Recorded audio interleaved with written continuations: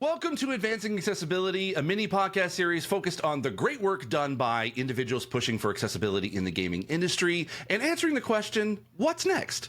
The show is brought to you by Player Research's Advancing Accessibility. To find out more about what Player Research and this initiative, you can go to the link in the show notes or go to playerresearch.com. I'm Steve Saylor, accessibility consultant, content creator, Twitch ambassador, and host of this series. Today's episode is all about audio descriptions in games. And my guest today is Jenna, aka Jennissary, producer of live and interactive audio descriptions at Descriptive Video Works, accessibility advocate, and also just awesome friend. Hi, Jenna. Aw. Welcome to the show. Thank you. Oh my God, you nailed that intro. First try. That was awesome. You know what? Hey, it's what I do. It's what I'm hired for. Unironically, first try. I'm not saying that sarcastically, by the way, for the studio audience. That was not like, oh yeah, we're on the fifth try. We're sick of it already. I'm already grown tired of Steve's presence. No. Unironically, first try. Keep talking because it helps me get more gigs. That's what it is. Oh, bro, I'm such a sucker for compliments. I know how it is. Like anytime someone wants to gas me up, I'm like, I'm here for it. So that's why I agreed to be here. Secret Perfect. Ulterior motive. Yes. All right. Well, let's get over the compliments and going. So you do amazing work at DVW, and like we became friends, kind of. Sort of apart. I think we got to know each other a little bit before you started DVW. I think so, just through streaming, maybe. I think so too. It was sort of like we, obviously we're in kind of similar circles. There's as a far lot as of blind overlap, gamers. yeah. And I just remember, it's like I think I remember you when you started at DVW. It was like, oh, cool, Yeah. we got one of us in there, so that's awesome. But you know what? Why don't you tell the audience, a little bit about yourself? Yeah, sure. So I'm a producer at Descriptive Video Works for live and interactive content. And what that mostly means is that I'm sort of the gaming specialist. I'm the gaming know-how. Around the time that The Last of Us Part 2 released as the first AAA game with professionally produced audio description, I was also sort of looking to get into audio description professionally. So from my perspective, my dream job fell in my lap, and from DVW's perspective, the perfect person for this new position fell into their lap. So it just ended up working out really, really perfectly. Since then, we've also produced audio description for Spider-Man 2, Mortal Kombat 1, The Last of Us Part 1, and now I can say that DVW also produced for the upcoming Star Wars Outlaws for Ubisoft. Most of our stuff that we do is, most of our biggest customers are like large major streaming services for movies and TV shows. But out of all of the games that have professionally produced audio description, we've done all of them. So it's a lot of fun to sort of be an industry leader in pushing for more in this area specifically. I love that sort of that right place, right time, sort of when jobs just sort of align like that. Like you were looking, they were looking, and you're just like, "Hey, I want to try this." And like, "Yeah, we need you. Come on in." Yeah, I love those kind of stories. So because that was the thing with like I remember hearing about DVW getting into the gaming space. I believe their first project was an Assassin's Creed trailer that they did audio description for. During one of their Ubisoft forwards. And I remember our mutual friend, David Tisserand, reaching out to me being like, hey, did you listen to the audio description for this? And I was like, wait, there's an audio description for it? Yeah. And I was like, what? And I listened to it. It was like, this is so great. And then it was kind of quiet for a couple of years, a little bit, and then obviously, with the Last of Us kind of Part 2 remastered coming out with full audio description, I was like, okay, now we're cooking, and I love seeing that DVW has been kind of a big part of it. But before we kind of get into the nitty gritty of what DVW does for audio descriptions, obviously I want to learn a little bit more about your gaming background. So, what got you interested in video games? Oh my gosh. So my parents raised me as like the video games will rot your brain type of thing. So we weren't really allowed to, yeah. It's how ironic that we both work in the gaming space now. Like, how, look at me now, Dad. But like, I didn't have any consoles in the house growing up. Like I would go over to friends' houses or like, play their Game Boy at school. But my first foray into gaming proper was, I think I was 12 or 13 years old. A friend of mine, she was obsessed with the God of War games. And it was either God of War 2 or 3 had just come out, and she needed to share the experience with someone. So over the course of a holiday weekend, I went over to her house on a Friday after school, and I went back to my house the following Monday evening. And during that time, she and I just sat on her bed in her room, playing through, I think, God of War 1, 2, and 3 continuously, just handing off the controller to one another. We stank so bad. I don't remember if we showered. I remember eating an entire tray of brownies at one point. I remember standing up so quickly that I got a head rush once because I'd been sitting there for so long, and I loved every minute of it. And that was when I knew, like, wow, this is really cool. And I love gaming. This shit is awesome. And how prophetic that years and years later, I think one of my first like games that I ended up streaming on Twitch was God of War Ragnarok. Loved that. Loved the new God of War series. Really helped me reconnect with it. And it was like, it was a great blast from the past with the Valhalla DLC. Oh, I love that. Yeah, for me, it was like when I started, like I was a Nintendo kid, grew up in the 80s, and so I had like it. I remember the only time I ever was in that sort of where I would pass the controller back and forth between anybody was I was actually playing. We were playing Super Mario Brothers, the first one, with myself, my brother, and my mom. And we would, anytime we would die, we would pass the controller back to the next person. I didn't get a chance to play that much because I would basically like play for like a couple seconds and then I die, and then it's like, okay, gotta pass the controller. And I kind of was a little bit upset about that, but it was just like whatever. I still had fun. How old were you at this time? I probably was, oh god, I probably like 6 or 7, somewhere around there. Oh, okay. So you probably didn't really have much of the dexterity required at the time, but that's the thing, because like video games was so new to anybody. It was like we were like, okay, wait, which button do I push? Whatever, even with just the D-pad and the A and B button, like that was kind of complicated. But believe it or not, I remember it was like we couldn't finish the game, just the three of us, until we had to go to bed. But I remember waking up in the middle of the night and I could see from downstairs the TV going, and I kind of crawled down to down the stairs just to kind of see what was going on, and I saw my mom like in the middle of the night sitting like in their chair playing Super Mario, and she was like near the end, and I remember I just sat there and just like watched her finish the entire game, like secretly. It's kind of secretly, yeah. And I told my mom this like much later, and I just, because like I knew she could have been a gamer today if she didn't get lost in the NES version of Monopoly, because that's pretty much the only game she's ever played since.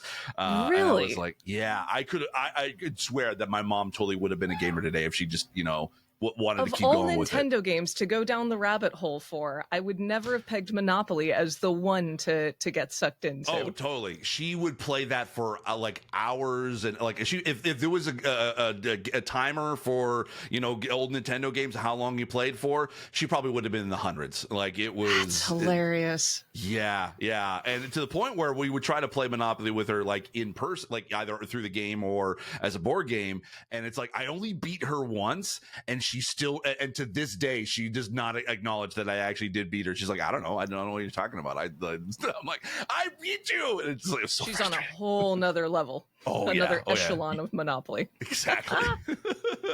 I love that. So, well, like with regards to gaming, did you stick with it even past 12, 13, or did you kind of come like off and on as you grew older?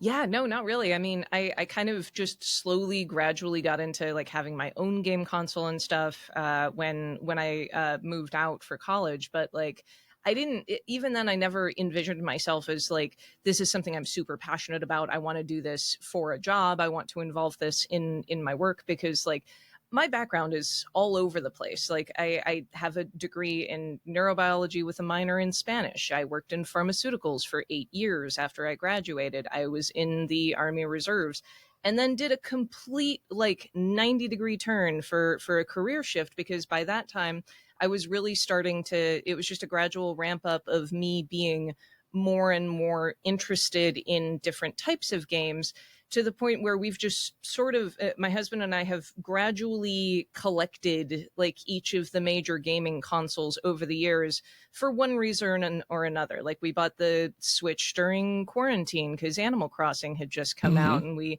decided to get the Series X because I can't even remember what game was the trigger for that. And then, I'm like, maybe we'll get a nice gaming PC because there's a couple things that are only available on PC. And then, and now by now, I'm just sort of sitting on my mountain of reference material when it comes to being able to do my job well. I've accumulated these like thousands and thousands of hours of experience in dozens of different types of games.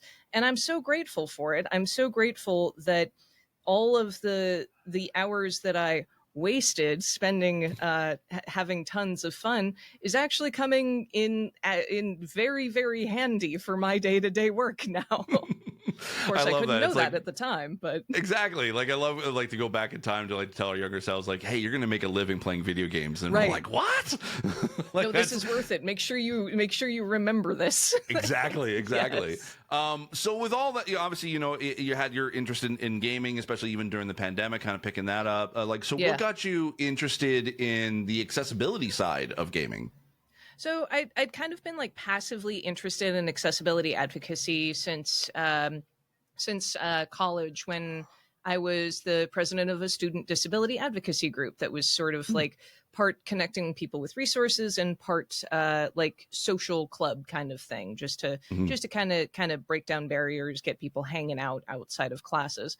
And after that, it was actually Sightless Combat on the God of War subreddit who got me interested in audio description, because he made a post asking like, hey, during this one pivotal scene about midway through the game, could someone describe what's going on? Because there's a lot of visual storytelling with not a lot of dialogue. And like, I've kind of looked it up and I've watched reaction videos, but it doesn't really give you all of the details. And that's how he and I got connected and started the Transcribing Games project, where we audio described like all of God of War 2018, all of the like narratively relevant cutscenes. And back then I didn't know any of the audio description rules. I wasn't even like watching any media with audio description, but it was sort of the start of like, wow, this is a really cool field of writing. This is creative and fun, and there's a lot of rules to it, but there's also a lot of really cool creativity that you can work in there within the confines of those rules. I love that. So when DVW started to kind of come into the picture, like, was it sort of like something that you were seeking out, being like, oh, maybe this is the thing I kind of, like you mentioned a little bit of just kind of the connecting of the right place, right time, but it was sort of like, did you think that this was a thing you could do for a career, or was it something that was approached to you being like, hey, there's a market for this, like we would like, what, like, would you want to be able to jump into it? Yeah, it was sort of, it was kind of both. I did have like multiple different voices by then telling me, hey, you should try doing this professionally. And a lot of people that I knew were already connected to DVW in some way or another. So that also just ended up working out. I started out doing just some contract work for them. And it was pretty quickly afterward that Reese, who's now my supervisor, offered me a full-time position. And it really didn't take much convincing for me. I was like, you know what, this is so much fun. Being able to do it full-time would be my dream job. And it is my dream job. And I'm so fortunate to work in it.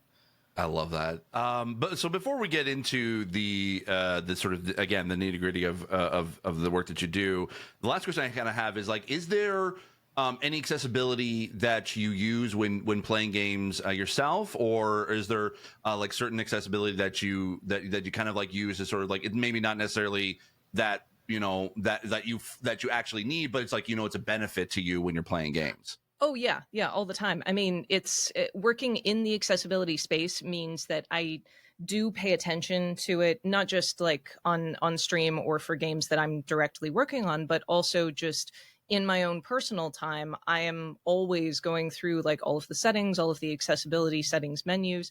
I don't have any like visible disabilities or anything that usually requires me to go into the accessibility settings menus, but I still do it because I'm always going to find things that make gameplay less frustrating for me. And it also either diminishes or improves my opinion of certain game developers when I see or don't see certain things in there. So like if it hits me with a photosensitivity warning with that first loading screen, I am immediately disappointed. I'm like, man, could have done better, but you chose not to. Or on the other side of things, if there are way more granular options, like God of War Ragnarok's high contrast mode allows you to select different colors for different things and toggle it on or off with a swipe of the touchpad. I only have bosses and environment interactables on high contrast mode. So with the swipe of the touchpad, I can sweep the environment and go, did I miss any vases? Did I miss any things I can throw my axe at? Also, if I'm mad at a boss, I make them pink. But like anytime. Yep. I'm like, you know I what? hadn't even thought about that. Pink. Like changing the color. If it's like, if you get mad or frustrated, man, that would be so good in Elden Ring. Oh my God, don't get me started. There are many reasons I don't like FromSoft games, but that is the big one, is they are 10 plus years behind the rest of the industry when it comes to accessibility, and yet pushing for innovation in so many other fields, and they just choose not to. But yes, I do end up using a lot of accessibility features. I always turn on like full subtitles and closed captions, crank up the UI scaling, crank up the text size. Like I'm all optional audio sound effects. I find that I tend to react better to like visual cues that are reinforced with sound effects of some kind. So I'm cranking those up and turning those on, not just so that people on stream can follow along if you are either visually or hearing impaired, but also just so my dumbass can absorb the information a little better. It's always helpful. Yeah, that's what I feel with, I mean, you know, we within the sort of the accessibility community are always talking about, you know, how to be able to make obviously games more accessible for disabled players. But I think it's like, I feel like I've myself, I'm kind of like in that in between sort of, yes, there are a lot of accessibility that I need in order to be able to personally play it. But there's a lot of also accessibility that I think is just good quality of life, like when playing a game in general, like as you mentioned with high contrast mode, being able to know where interactables are. Like when I saw that in The Last of Us for the first time, I was like, oh, I can finally, like, if I really wanted to be that, you know, that treasure gremlin collector and just basically go and find all the coins and all the cards in Last of Us, I could totally do that. Did you discover an inner loot goblin that you did not previously know existed? Yeah, because I always thought it was kind of boring, and I was like, I'm not going to be able to find these anyway, so what's the point? And then it's like, oh, this is actually achievable. I need it. Oh, yeah. What if it's more? What if it's something you need though? What if I need that later? Right, exactly. Like I think that kind of also sort of translated into my real life, because you know I'm into Dungeons and Dragons now, and I've totally become a dice goblin as well. Like I've literally have my friend of mine. I don't even remember the show Firefly. Did you ever watch? So do you remember Jane's Loved hat? So much. Yeah. I love it. My friend used to crochet, and she gave me for I think my birthday one time Jane's hat, and I've literally used that as a dice bag ever since. And I didn't even think of that. That would make a perfect dice bag. Exactly, because there's a little tassel you can be able to tie up together, and it's such a like I use that everywhere I go. I put all my dice in there. You gotta collect all the cool dice colors and all the sets. Oh, believe me, I do. And I actually I also color coordinate them too, being like, okay, these are my attack dice, these are my saving throw dice. Like it's the whole high contrast mode, being like red is attack, blue is high. Do you have a dice prison? No, but I should. Yes, I've been for the naughty dice that are rolling bad. There's a few that I kind of like, I just sort of let, you know, bury at the bottom of the bag that I just, you know, don't use anymore. There was one dice that used to light up whenever I would roll a critical 20, but then once the battery died for the light, it stopped rolling 20s, and I was like, no. So it just died altogether. Died in multiple ways. Exactly. But that's the thing I love about like what accessibility can do, is that it can benefit everybody, even if you don't have a disability. And it just, I think it's just that quality of life improvements that are made. And it's like, you know, I get it. Like, you know, like when you talk about like FromSoft games or Elden Ring, it's like, yes, they would benefit from, you know, removing some barriers to it. But there are certain things that, you know, I think could be just good quality of life that would improve the game for those who really do enjoy it, that I think would be considered technically accessibility. But yeah, no, I love that. Anyway. Yeah, agreed. Yeah, if we go into the Elden Ring discourse, we're just like, that's going to be the whole episode. They benefit from a cohesive narrative too. Exactly. Yeah, exactly. So let's talk about the work that you do at DVW. So you do live and also produced content for DVW. I want to talk about the live stuff first, because you've been doing a lot of live narration for some really cool sort of events / projects. Could you, if you can you talk about some of the things that you've worked on with the live audio description? Oh gosh, yes. Well, I mean, you and I just got to see each other in LA for UB Forward, so that was really cool. That was a lot of fun. So I get sent to a variety of different locations, or sometimes I'll do the live narration remotely. But what it means is it's almost like having an interpreter there for visuals. The entire goal is to attempt to speak in between dialogue to describe on-screen visuals. And that can be done a variety of different ways. It can be pre-scripted in the sense that myself and potentially another writer or narrator have access to all pre-recorded materials before it airs, and we get the chance to write ourselves a script for it. That was done for the Oscars, I believe. I wasn't on the team for that one, but it was a combination of a blind narrator and a sighted narrator.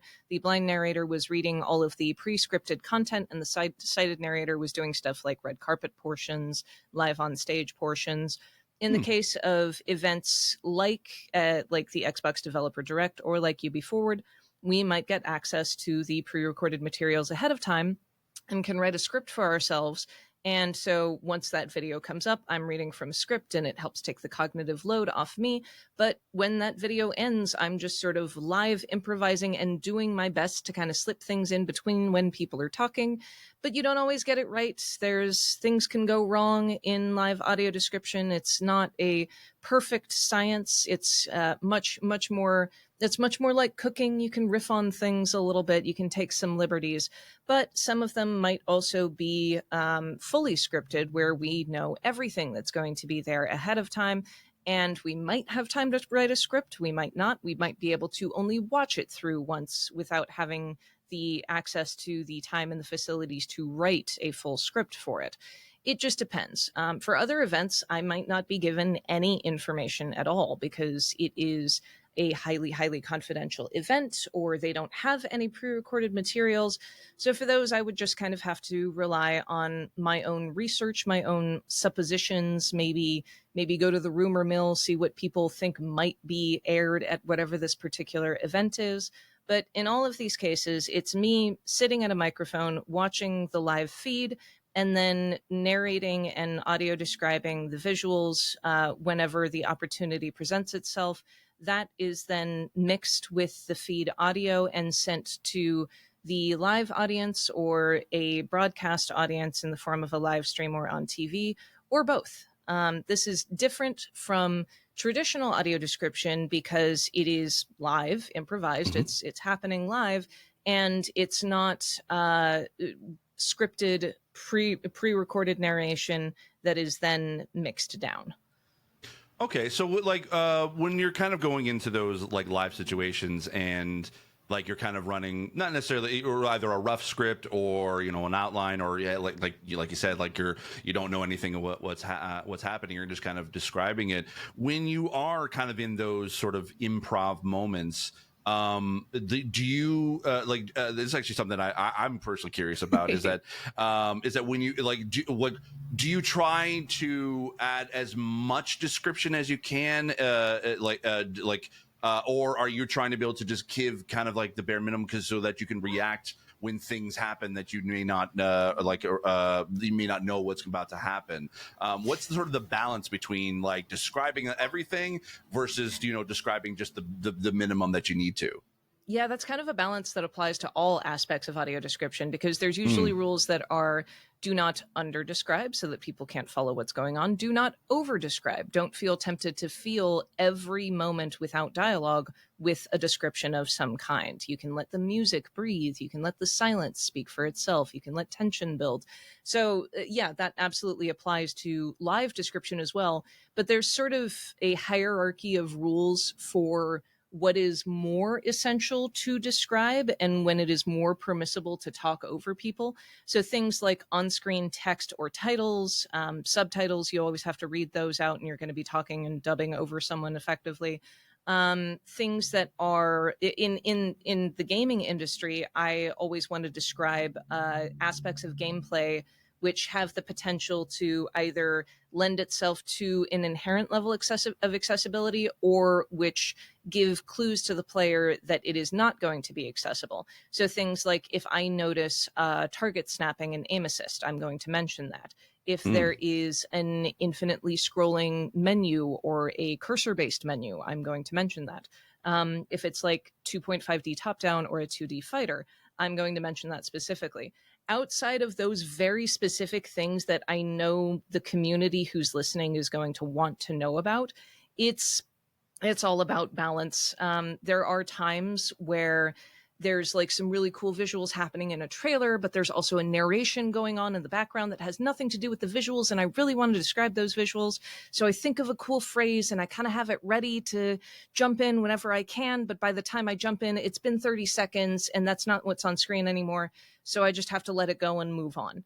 It's Mm. always, there's always going to be something else that you need to like come up with a phrase for. Sometimes the words just don't come for what is that weird axe thing called? Oh,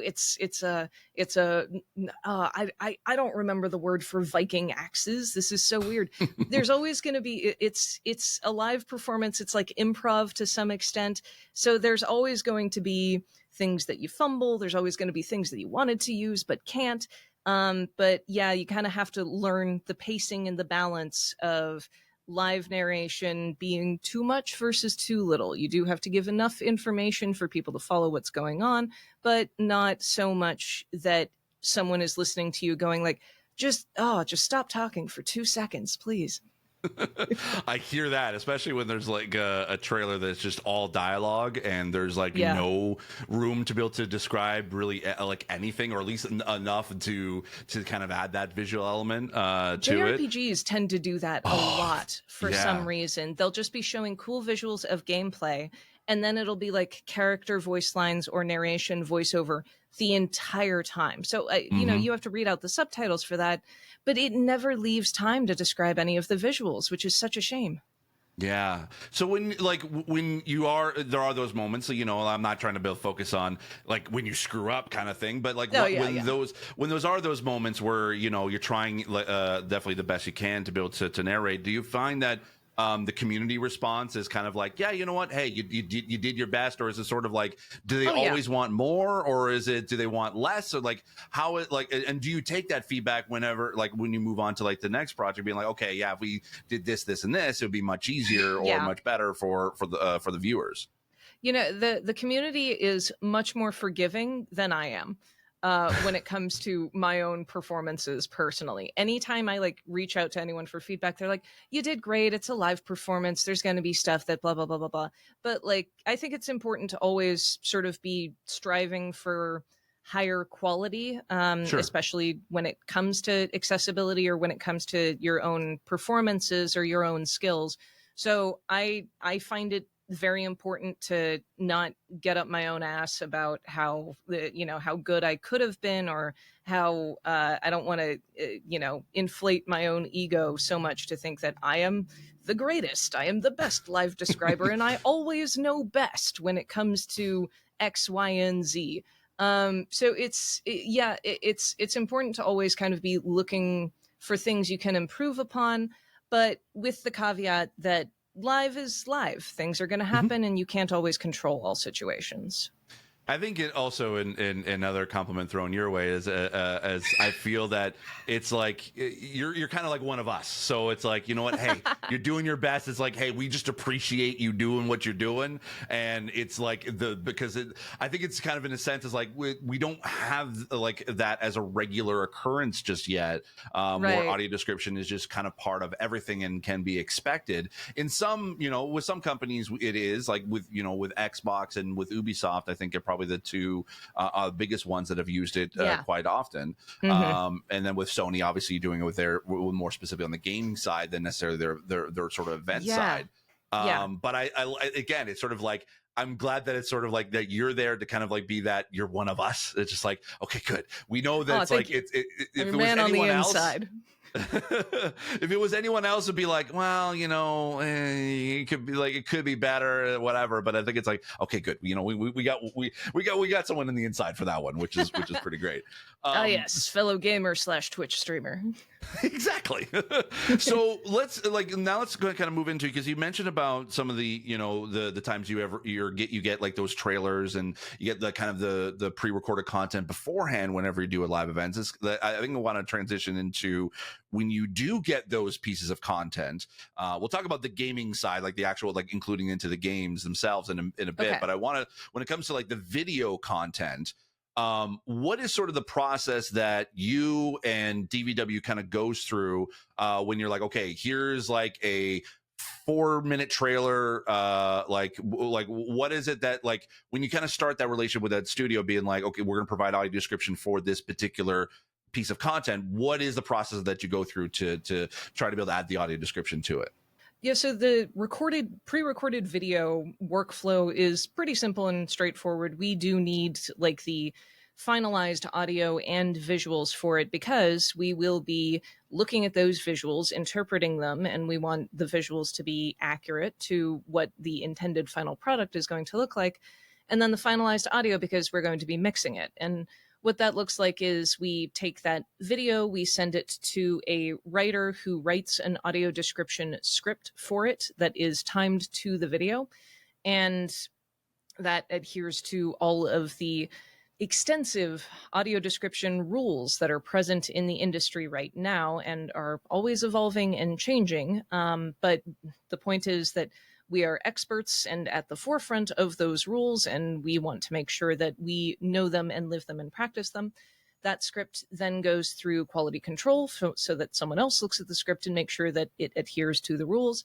It then gets sent to a narrator, either in studio or remote, who will narrate the script, and then it gets mixed with the source audio so that the like the show audio or the video audio gets ducked slightly whenever the narrator is speaking, to the point, not to the point where you can't hear any of the background music or any of the dialogue that's going underneath the narrator potentially, just so that you can hear both intelligibly at the same time. There's a lot of standards and quality practices when it comes to this, but that's our job. That's our job to worry about. From like the client side perspective, you give us a video, we give you back the final mix of audio or layback with the video, and that's your audio description. There might be client review steps with the script or with casting the narrator, but those are optional. That might be something that the client really, really cares about. It might not be something that they really have time for. Okay, so you mentioned some, like there are definitely rules for audio description. Obviously, I don't want you to have to go through all of them, but what are some of the rules, like kind of like I guess like kind of the basic rules that you need to abide by when you're writing a script for audio description? It's, I mean, yeah, so we're always trying to stay conscious of what current industry norms are, but also what cultural norms are and what how to be socially and culturally sensitive, for example. So we have an advisory council comprised of entirely blind individuals, many of whom are also narrators or QCers or full-time employees for DVW, who we try to meet. We meet at least once a quarter in order to ask our advisory council about anything that might have come up in our line of work recently, or for any recommendations they might be conscious of in the industry or in the viewership as a whole. Anything that might need to change or update. So some examples of rules include don't describe over dialogue, don't over or under describe, like we mentioned, but also try not to draw conclusions on behalf of the viewer. Rather than imposing your own opinion and your conclusion that you as a sighted person came to, the idea is to try to give your audience access to exactly the same information so that hopefully the viewer comes to the same conclusion you did, but they might not. So if I say that someone looks really, really angry in a scene, I might think like, wow, she's going to murder this guy. She looks like she has murderous intent. But that's my opinion of her.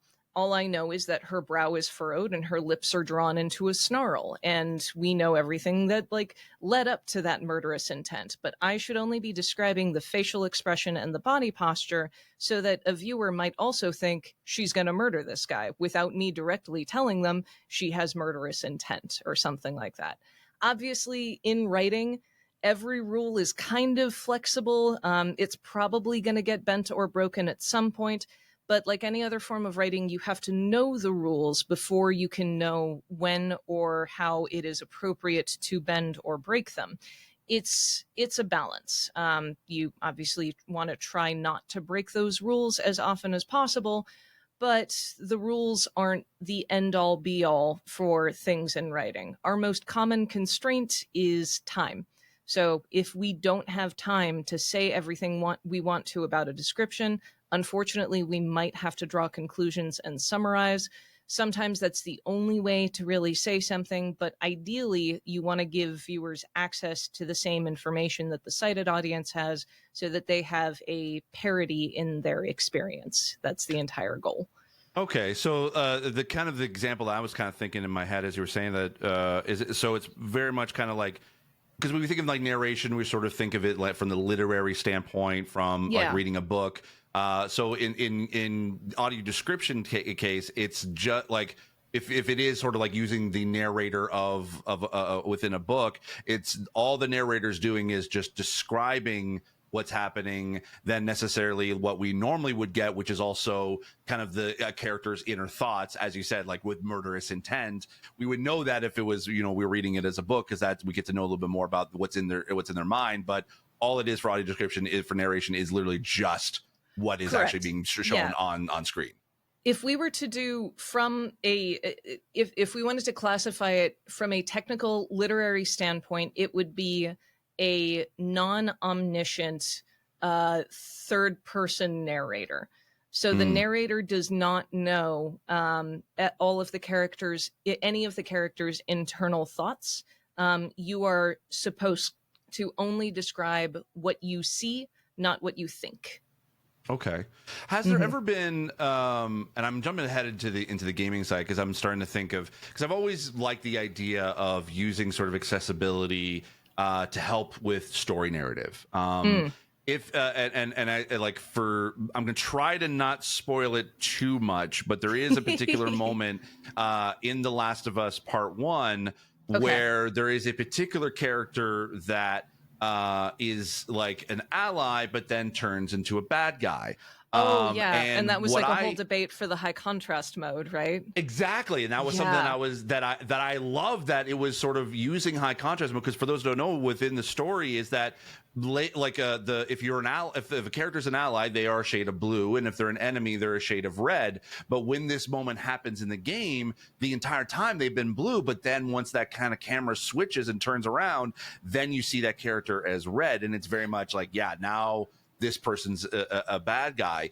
When it comes to sort of the audio descriptions of that, has there been times where you've been given a story element like that you can be able to use the audio descriptions to help sort of push the narrative? Because as using the example, as you said, with like someone that's with murderous intent, have you ever had that, or have you ever requested that when it comes to particular story a beat within a game or within the project that you're describing?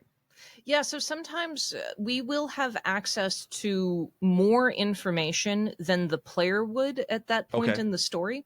So we might know more about like a person, like a character's titles or their relationships with other characters or presumed relationships. So like one good example is this is not specific to any game, but like a trope Sure. in media might be two characters who think they are related to one another, so like they're siblings or a parent or something, but then it later gets revealed that they are not in fact related to one another or something Hmm. like that. So even if we, the describers, know that in the plot later on, it's going to be revealed that they're not actually related, at that point in the story, they do think that they are. So if we say, like, John looks at his sister, that would be appropriate because at that point in the narrative, everyone does think that that's his sister. Or you, the viewer, might have your suspicions for why that isn't, but it's not like it's not known to any of the characters yet. So you Mm. can't use that future knowledge to influence your past descriptions. Now, Mm. that might not be the case if, for example, you know that there's an item or object or aspect of someone's appearance that later becomes significant. Like, let's say those two characters who aren't related, like their hair color. When introducing them, we might choose to include that if it becomes relevant to the plot later, and we might Ah. prioritize that over other aspects of their appearance. Um, in Mortal Kombat 1, there was an object that a character interacts with early in the story while they're just kind of having like a side conversation. He's just picking stuff up and looking at things on shelves, and we had to mention one object in particular because it becomes relevant to the plot later. So we would prioritize that one object over the others in the scene, not because it's like inaccurate or because none of those other objects in the scene are significant. It's Mhm. just we need people to know that it was there so that when it gets a callback later, it is actually a callback and not just the what is he Okay. talking about? Yeah. So sometimes you would use your knowledge of future events or your knowledge of like character names or titles or pronouns, or like if it's a reveal for who they are, you don't want to use that future knowledge to do the reveal early. You just want to give the audience access to the same information.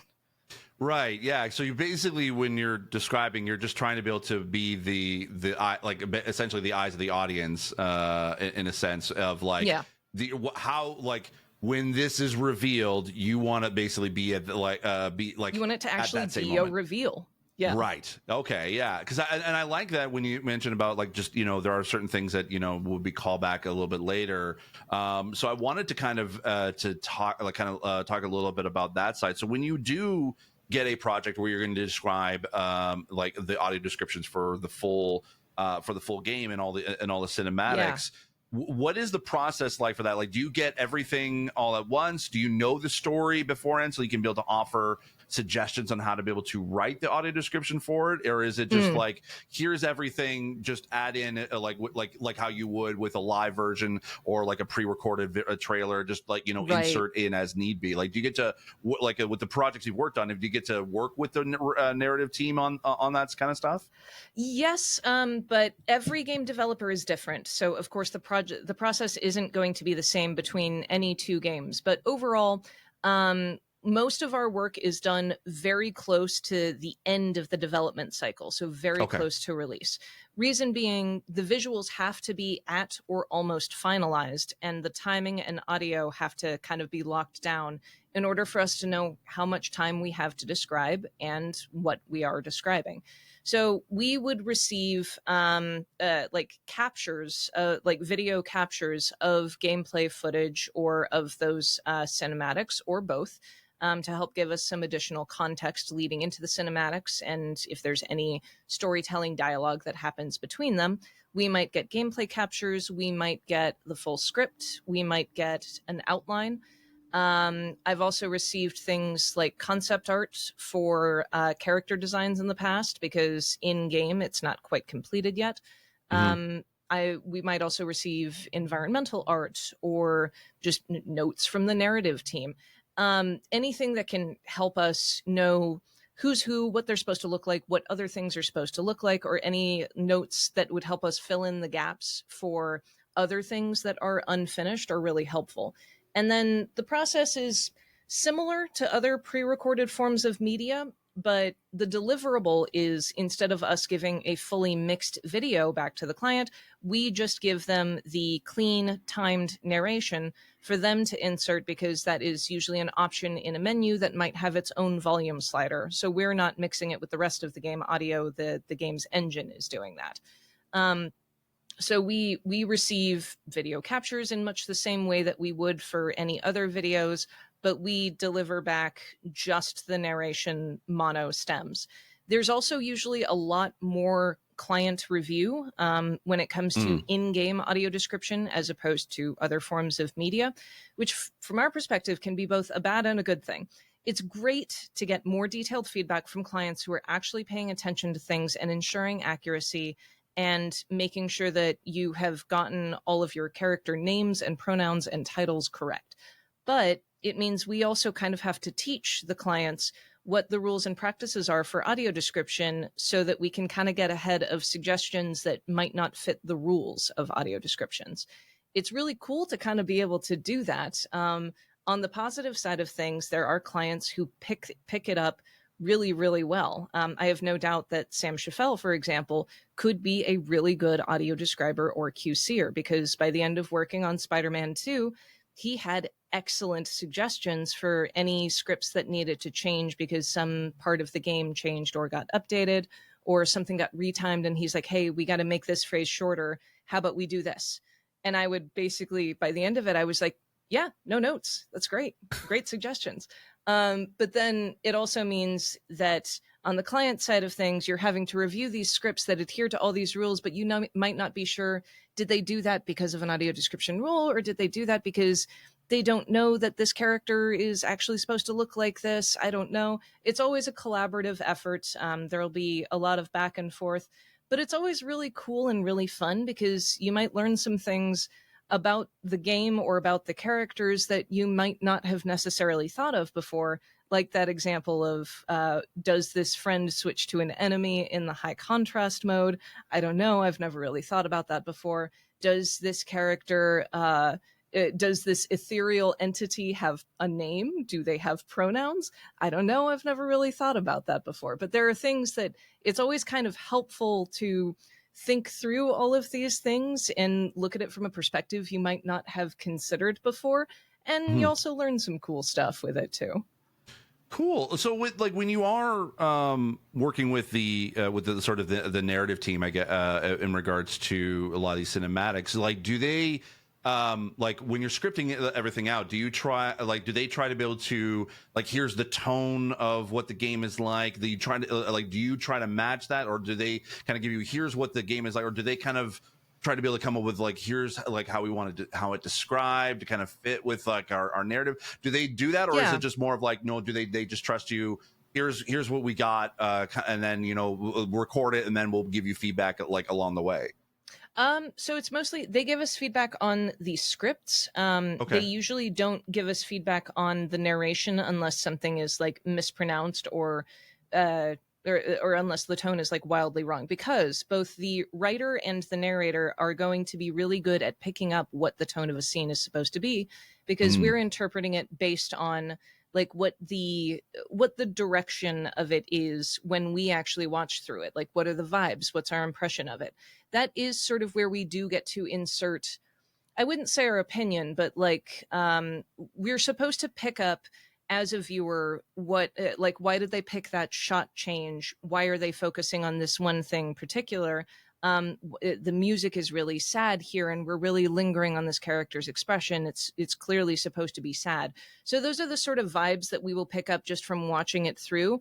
We don't need to be told that what the mood of a scene is supposed to be, unless there's like, hey, this cutscene happens like right at the end of this really climactic fight scene. If we don't have that information, we might need that extra information, but we don't need to be told that the cinematic itself is climactic if we can just see that from watching through it. So we might make vocabulary choices that are in the vibe of the scene. Mhm. If we want the narrator to read things a little slower and more sensitive, we might give a larger time window. If we want things to be a little snappier and quicker because it's an action scene, we might give a shorter time window. And vocabulary choices are always going to lend themselves to both the setting and the tone of the scene. Okay. So when this is kind of the question that I personally kind of had for a bit was because you've done some narration for DVW in the past. I've enjoyed every second of it. I'd love to be able to do more. The thing that kind of fascinated me the most was, so like, because obviously, trailers or videos or cinematics or whatever, often they're, as it still is, and pretty much even in film and TV, they are edited in a way that, makes sense for the visual medium. And like if it's edited in a specific, way, how the dialogue comes in, and, how quick a certain shot is and stuff like that. Yeah. So I want to know, like, because obviously the challenge is trying to be able to insert the descriptions within the confines of the way it's currently edited. How do you handle that? Like, is it kind of one of those sort of like, you just kind of have to be like, again, that improv of just like, okay, well, we only have like this much here, we can't really, don't like, when is it you sort of like, do we not describe it? Do we do a limited description? Do we do a full description? Or do you even have the opportunity, even in games, to be able to potentially request, like, hey, if we given like maybe an extra second or two, it would make it much better for the description? Like, do you have that feedback, like, are allowed to give that feedback? Or is it just like, nope, you got to work within the confines of what we give you? Yeah, I mean, I don't think because we're coming in so late in development, it's usually too late to make changes like that.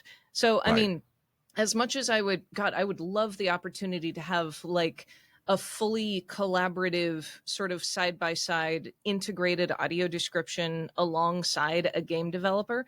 I don't know if that's ever been done before, like with extensive audio description, or where the description itself affects the timing of other aspects of the game. I don't think that's ever been done. And God, I would love for that to happen. That would be so cool. But really for cool. the most part, we're just trying to be there as an interpretive presence and not as like a prescriptive presence. So we're there to interpret or translate the visuals, and not necessarily for us to have any sway over those visuals themselves. Aside from like, if we happen to like catch an error or something in like, oh hey, this character says goodbye character name, but they're actually talking to character name B or something, then that might be, if we catch something that's obviously an error, we'll give feedback to the client. But we're not asking for like, I just need 2 more seconds to slip in a couple more descriptions. No, we're accustomed to, you work with what you got, and if you can't describe everything that you want to, then that's just the name of the game. That's how it is. I love that. I love that that descriptive, like, it's interpretive instead of like prescriptive. Like, I think that's something I hadn't thought about before. I'm like, yeah, you're absolutely right. Descriptions are essentially, interpreting what is being presented, and you just do the best you can with it. So because there is such a thing as extended description, where the describer chooses when to pause the media and describe things, and then the media resumes. And that's usually for things like where there normally is no time to describe things otherwise. It's not used very often because there's rarely a need for it. Reason being, ideally, you want to keep with the pacing and the editing and the direction decisions of the original source media, and you want to keep with the vibes of that because, again, you want to have as close an experience as possible. Yeah, I like that too. That's great. So with DVW kind of like being sort of at the forefront of basically integrating audio descriptions, like for games, and with obviously, the resume speaks for itself. Without obviously like you spoiling what projects that like are upcoming, where do you see the future of audio description in games going, and like where do you see areas of improvement that should be addressed? Is it that we can be able to be a little bit more prescriptive in audio descriptions, as you mentioned, or is it, or are there other things that, you know, this could be better in gaming because gaming allows you to be able to do this? Right. Yeah. So, I mean, I look at games as an inherently interactive medium, yet we haven't really tapped into the full potential of audio description as an interactive portion of that interactive medium.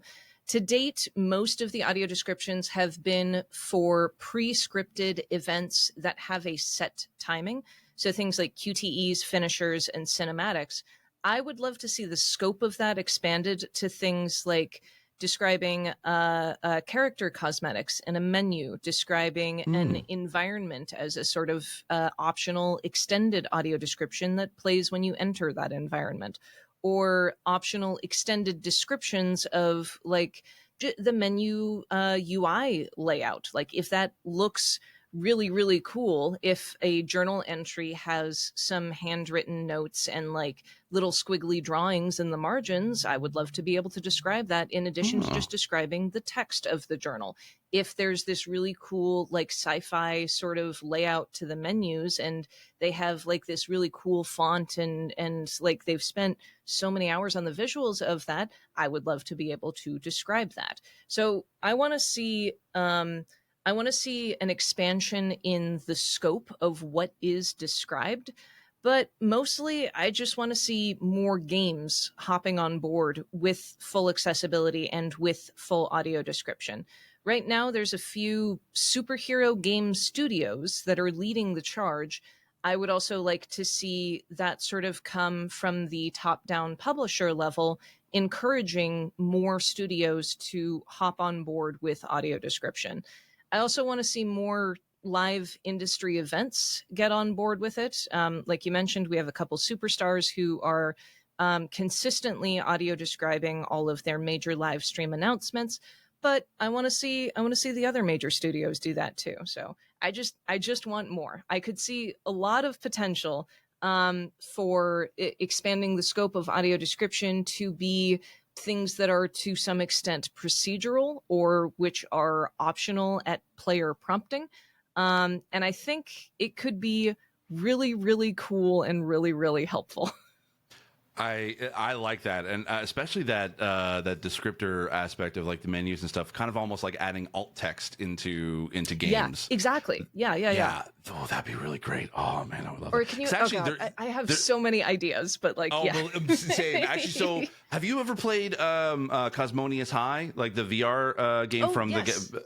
So they actually they in had their audio, they mm-hmm. have the alt text as far as their or alt descriptions for their stuff, and that was like that was I wish more like studios would do that. Descriptions. Yes, yeah, I would love that. Man. Yeah, or just like I don't know, menu layouts, things like there's just so many cool things that developers spend hundreds and hundreds of hours designing, like when it comes to like even little things like character animations when you select them in a menu or something. Like there's so many hours that go into that, and yet it's if you can't see the screen, it might as well not be there because it's invisible.